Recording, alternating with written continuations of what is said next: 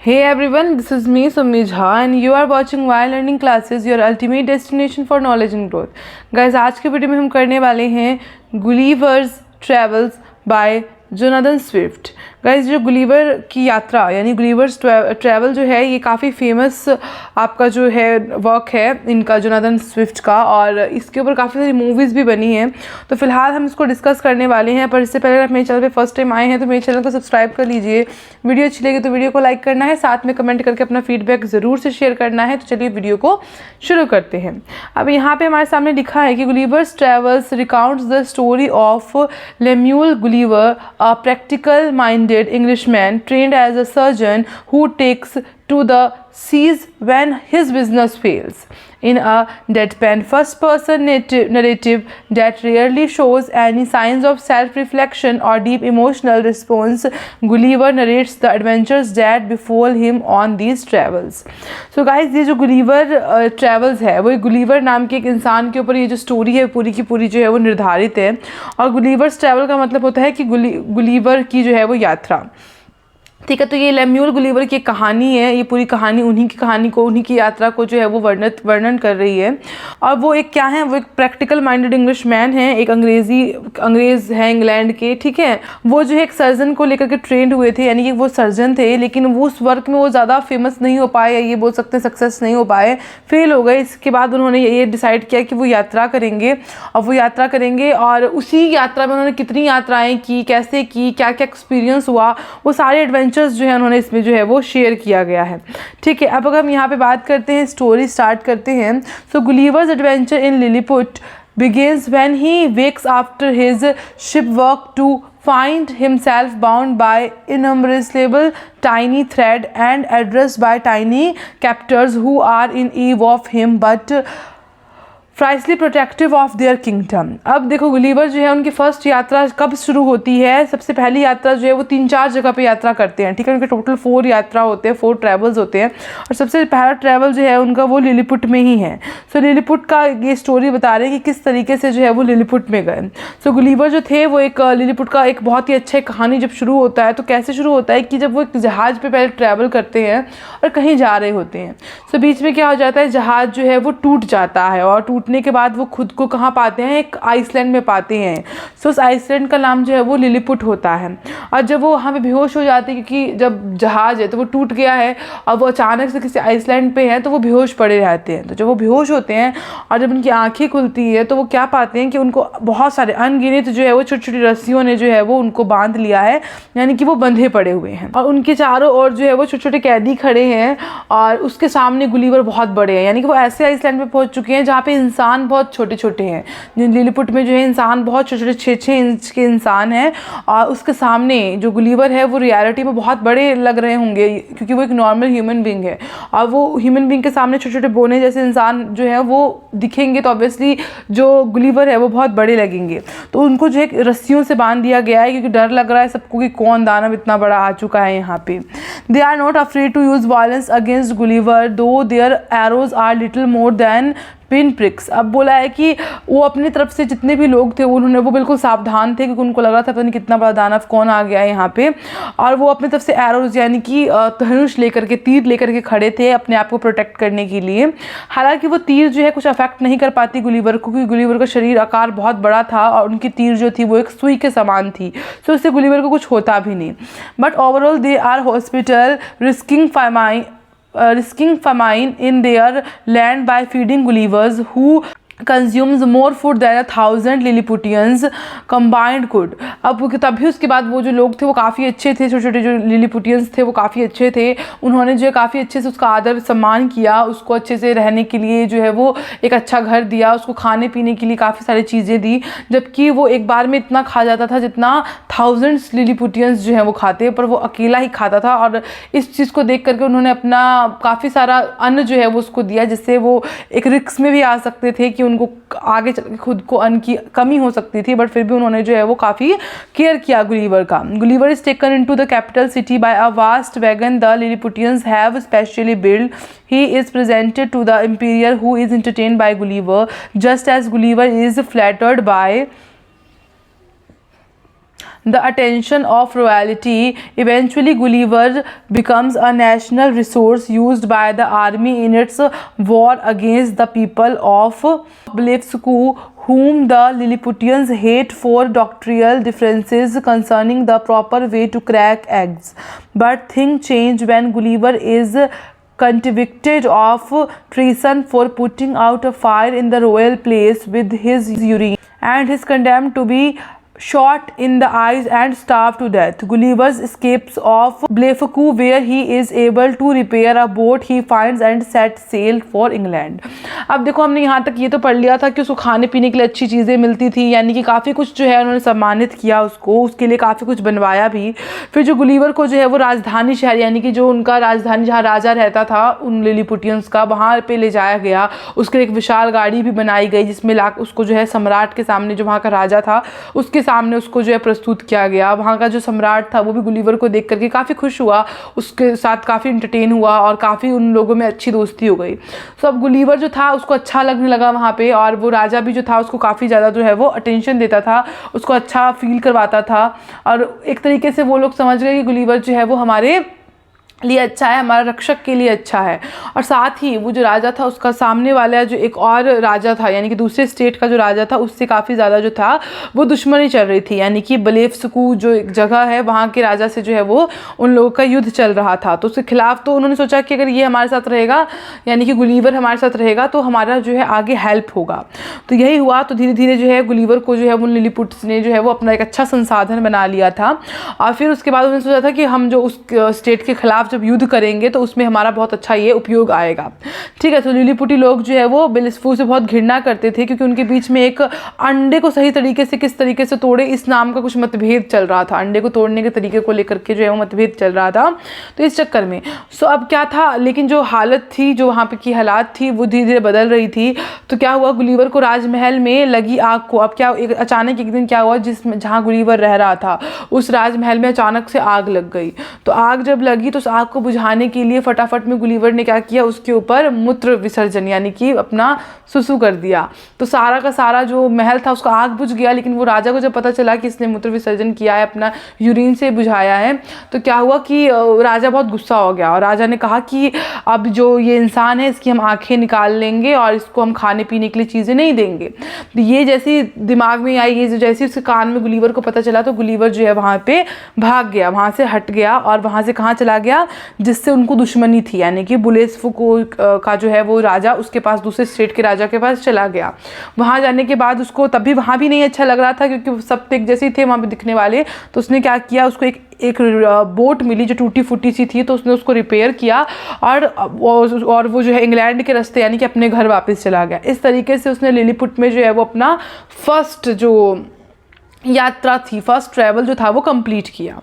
After staying in England with his wife and family for 2 months, उसके बाद वो कुछ समय जो है 2 महीने जो है अपने फैमिली के साथ, अपने वाइफ के साथ जो है उसने समय बिताया इंग्लैंड में। Gulliver undertakes his next sea voyage which takes him to a land of giants called Brobdingnag. Here a field worker discovers him. The farmer initially treats him as little more than an animal, keeping him for amusement. The farmer eventually sells Gulliver to the queen, who makes him a courtly diversion and is entertained by his musical talents. अब देखो क्या होता है, कुछ समय रहने के बाद, काफ़ी समय वो उसने अपनी वाइफ के साथ 2 महीने तक उसने बिताए। फिर गुलीवर ने सोचा कि अब मैं दूसरे समुद्र यात्रा के लिए जो है वो निकलूँगा। जब वो दूसरे समुद्र यात्रा के लिए निकलता है तो वो ऐसी जगह पे जा पहुँचता है जहाँ पे बहुत जेंट लोग रहते थे, मतलब बहुत विशाल विशाल लोग रहते थे। यानी कि पहले तो वो लिलीपुट गया जहाँ पे बहुत छोटे छोटे लोग रहते थे, तो वहाँ पे तो वो बहुत बड़ा लग रहा था। लेकिन अब वो ऐसी जगह पे चला गया है जहाँ पे वो लिलीपुट जैसा लग रहा है, छोटा, और लोग बहुत विशाल विशाल हैं। तो वो उस बीच में जो है वो घिर जाता है। जब वो घिर जाता है तो वो एक फील्ड में, यानी कि एक खेत में जो है वो किसको मिलता है, एक फार्मर को मिलता है। जो फार्मर उसको देखता है तो फार्मर उसको बहुत छोटा पाता है, एक टॉय की तरह छोटा सा, तो उसको वो एनिमल से भी छोटा पाता है। तो फिर वो अपने इंटरटेनमेंट के लिए उसको रख लेता है, खिलौने की तरह उसको रख लेता है। तो फार्मर जैसे ही वो फार्मर के पास आता है तो फार्मर क्या करता है, कुछ समय उसका खेलता है और उसके बाद वो इवेंचुअली किसको दे देता है, जो गुलीवर की क्वीन होती है उसके हाथों उसको बेच देता है, क्योंकि वो टॉय की तरह है। तो जैसे ही वो गुलीवर की रानी देखती है तो वो तो वो उस फार्मर से ख़रीद लेती है। अब उसके बाद उसने उसको रख तो लिया है और वो बहुत इंटरटेनमेंट के पर्पज़ के लिए उसको रखा है, खिलौने की तरह उसको रखी है कि वो बहुत छोटा है उनके सामने वो, और वो बहुत अच्छा गाता है, तो एक म्यूज़िकल इंस्ट्रूमेंट की तरह, म्यूज़िकल टैलेंट की तरह जो है वो उसको रखती है, उसके टैलेंट को सुनती है। Social life is easy for Gulliver after his discovery by the court but not particularly enjoyable. तो ये ठीक था, जब तो सामाजिक तो ठीक चल रहा था, लेकिन वो परमानेंटली वो उस तरीके से रहता वो उसको अच्छा भी नहीं लग रहा था, क्योंकि उसको एक मतलब छोटा सा पिंजरे में बंद कर दिया था ताकि उसको एनिमल्स कुछ ना कहे, क्योंकि वहाँ के एनिमल्स भी बड़े बड़े थे, तो एनिमल्स उसको डिस्टर्ब ना करें, इसलिए जो है उसको छोटे से पिंजरे में रख दिया गया था।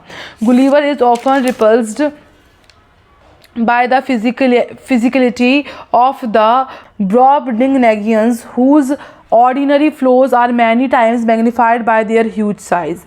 Thus, when a couple of courtly ladies let him play on their naked bodies, he is not attracted to them but rather disgusted by their enormous skin pores and the sound of their potential urination. He is generally startled by the ignorance of the people here. Even the king knows nothing about politics. More unsettling findings in Brobdingnag come in the form of various animals of the realm that endanger his life. Even Brobdingnagian insects leave slimy trails on his food that make eating difficult. On a trip to the frontiers accompany the royal couple, Gulliver leaves Brobdingnag when his cage is plucked up by an eagle and dropped into the sea. तो ठीक है, तो अब वहाँ पे तो उसको पिंजरे में बंद करके रख दिया गया था और वो जैसे तैसे अपना जो लाइफ जो है वो वहाँ पे काट रहा था। लेकिन फिर क्या होता है, उसको जो वहाँ के निवासी होते हैं ना, ब्रॉबडिंगनेग के जो निवासी होते हैं, उनके शरीर से जो है इसको बहुत ज़्यादा घृणा होती थी।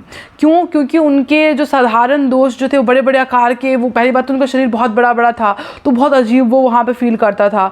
और दूसरा क्या होता था ना कि वो एक टॉय की तरह था, तो जितनी भी दरबारी महिलाएँ होती थी ना वहाँ पर, वो क्या करती थी, टॉय की तरह, तो उनको शर्म नहीं आती थी क्योंकि वो बहुत छोटा सा था, टॉय की तरह था, तो वो तो उसको इंसान की तरह फील नहीं करती थी। तो वो क्या करती थी, विदाउट ड्रेस के, विदाउट कपड़ों के जो महिलाएं थी वो अपने शरीर पे उसको रख देती थी, उसको खेलने का मौका देती थी। तो उससे उसको बहुत गंदा लगता था, उसको वो बहुत अजीब लगता था। और उसको सबसे ज़्यादा इरिटेट वो करता था कि जब वो लोग सुसु करती थी, टॉयलेट करती थी, तो उसकी जो आवाज़ आती थी ना वो उसको बहुत ज़्यादा जो है ना घृणा दिलाती थी। तो उसको वहाँ पर रहना बिल्कुल पसंद नहीं आ रहा था। यहाँ के लोग बहुत कम जानकारी थे, उनके पास जानकारी भी ज़्यादा नहीं थी किसी चीज़ की, वहाँ के राजा को राजनीति के बारे में भी नहीं पता था। तो वहाँ पे ना उसको बहुत परेशानियाँ फील करनी पड़ी। और जो कई जानवर के रूप में भी उनको, क्योंकि जो जानवर थे वो भी उससे बहुत बड़े बड़े थे, तो वो भी उसको बहुत परेशान करते थे, जो उसकी जान के लिए खतरा भी बन सकते थे। ठीक है, और वहाँ के जो कीड़े मकोड़े थे वो उसको खानों पर जो है वो कुछ निशान करके चले जाते थे। तो मतलब उसको ऐसा लगता कि वो सबसे छोटा था, तो उसको परेशान करने वाले लोग वहाँ बहुत थे, तो उसके लिए खाना खाना भी जो है वो मुश्किल हो जाता था। अब वो उसको वहाँ पर रहने का मन नहीं कर रहा था, बट वो निकले कैसे, तो वो निकलने का उसको जो तरीका किस तरीके से इस स्टोरी में दिखाया गया है कि एक ईगल था, जो ईगल ने उसका जो केज था, जिस केज में वो था, उस केज को उठा करके, उस पिंजरे को उठा करके समुद्र में जो है वो उड़ के गया और उस पिंजरे को उठा के ले गया और समुद्र में जो है उस पिंजरे को फेंक दिया। जब उसने उस पिंजरे को समुद्र में फेंक दिया तो उसके बाद जो है वो दोबारा से कहाँ पे, सी में चला गया और वहाँ से उसका जो दूसरी यात्रा थी वो भी ख़त्म हो गई। अब Next, Gulliver sets sail again and after an attack by pirates and up in Laputa, where a floating island inhabited by theoreticians and academic oppresses the land below called Bal Nirbabi. The scientific research undertaken in Laputa and in Bal Nirbabi seems totally inane and impractical, and its residents to appear wholly out of touch with reality. Taking a short side trip of Gulbuddin Drip, Gulliver is able to witness the conjuring up of figures from history such as Julius Caesar and other military leaders, whom he finds much less impressive than in books. After visiting the Lugnagians and the Struldbrugs, the latter of which are senile immortals who proved that age does not bring wisdom, he is able to sail to Japan and from there back to England. अब ये जो इसका third जो इसका जो भी यात्रा था उसमें जो हमको देखने को मिलता है, हाँ, अब उसके बाद जब सेकंड यात्रा कंप्लीट हो जाती है तो वो थर्ड यात्रा के लिए अगेन निकलता है। जब वो अगेन निकलता है तो क्या पाता है, समुद्री डाकू के हमले की वजह से वो तीसरे आइसलैंड पे पहुंच जाता है जो लिप्यूटा होता है। ठीक है, तो जब वो लिप्यूटा आइसलैंड में जाता है तो क्या पाता है कि वहाँ पे जो आइसलैंड है वो ऐसा आइसलैंड है जो कहीं एक जगह पे नहीं है, वो उड़ रहा है, यानी कि वो एक स्काई में वो आइसलैंड है और वहाँ पे जो है वो लोग रह रहे हैं वहाँ के। और जब वो वहाँ जाता है तो वो क्या पाता है कि वहाँ पे बहुत ज़्यादा एस्ट्रोनॉमी, बहुत सिद्धांतवादी लोग रहते हैं, बहुत विद्वान लोग रहते हैं जो नीचे बाल निर्मावी नामक भूमि है उसको वो शोषित करते हैं। और लिप्यूटा और बाल निर्मावी में किए जा रहे वैज्ञानिक अनुसंधान पूरी तरह से मूर्खतापूर्ण और अव्यवहारिक प्रतीत होते हैं और वहाँ के जो निवासी हैं वो वास्तविक में पूरी तरह से अलग लगते हैं, यानी कि मतलब पूरे किताबी में वो घुसे रहते हैं। उसके बाद भी उसमें बहुत मूर्खतापूर्ण चीज़ें जो है उन वहाँ के दोनों जगह के जो लोग हैं उसमें वो पाने को मिलता है। फिर छोटे से दौरे के बाद जो गुलीवर है वो एक और जगह है जिसका नाम गल्बुड्रिब है, वहाँ जाता है और वहाँ इतिहास के कुछ प्रमुख व्यक्तियों जैसे जुलियस सीजर और अन्य सेनाओं जो होते हैं, अन्य सैन्य नेताओं को जो है वो अपने पास अपने सामने बुलाता है और दृश्य देखता है। और क्या वो पाता है कि किताबों में जितने प्रभावशाली ये लोग लगते हैं, यानी किताबों में तो ये जुलियस सीजर और ये सब बहुत अच्छे लगते हैं, बट रियलिटी जो है वो उतने प्रभावशाली ये लोग नहीं हैं। उसके बाद वो क्या करता है, लग्नैनियों के पास जाता है और वहाँ के बुजुर्ग लोगों से पाता है और ये साबित करता है कि उम्र से जो है वो ज्ञान नहीं होता है। उसके बाद वह जापान के लिए जो है वो निकल जाता है और फिर वो इंग्लैंड को चला जाता है। यानी कि तीसरी जो उसकी यात्रा है वो कुछ खास तो नहीं रहती, कुछ एक्सपीरियंस, कुछ नॉलेज वो लेकर के आता है और वो ऐसा देखता है कि किताब में तो ये लोग बहुत ज़्यादा लगते रहते थे कि प्रभावशाली हैं, लेकिन रियलिटी में इतने ये लोग प्रभावशाली नहीं हैं। ठीक है, उसके बाद फाइनली वो फोर्थ जर्नी पे जाता है। On his fourth journey Gulliver's set out and captain of a ship, but after the mutiny of his crew, a long confinement in his cabin, he arrives in an unknown land. This land is populated by Houyhnhnm's rational thinking horses who rule and by yahoos, brutish human-like creatures who serves the humans. Gulliver sets about learning their language and then he can speak. He narrates his voyage to them and explain the constitution of England. He is treated with great, पहले हम यहाँ तक समझ लेते हैं फिर पीछे चलते हैं। फाइनली अब लास्ट वाले में क्या होता है कि वो अपनी फोर्थ यात्रा पर निकलता है और गुलीवर अब एक जहाज़ का जो है कैप्टन बनकर निकलता है, लेकिन जहाज़ पर उसकी टीम जो है उसका साथ नहीं देती है, उसका विद्रोह करती है और उसे जो है वो कैबिन में एक बंदी बना देती है। बंदी बनाने का उसको लंबे समय तक जो है वो कैद रखती है और जब कैद रखने के बाद काफ़ी समय बाद वो एक भूमि पे पहुंचता है। ये भूमि जो है वो हॉयमन्स रैशनल थिंकिंग, यानी कि वैसी जगह है जहाँ पे जो है वो तर्कशील घोड़े होते हैं और वहाँ के घोड़े जो हैं वो बात कर सकते हैं। ठीक है, और यहाँ जो है वो याहू जो होते हैं वो नामक क्रूर मानव जो है वो क्रूर मानव यानी कि याहू नाम के जो है वो लोग रहते हैं। याहू, जिसको याहू बोलते हैं, वो बहुत क्रूर होते हैं, बहुत बेकार होते हैं, उनमें बिल्कुल भी जो है वो समझ नहीं होती, गुस्सा भरा रहता है उनमें।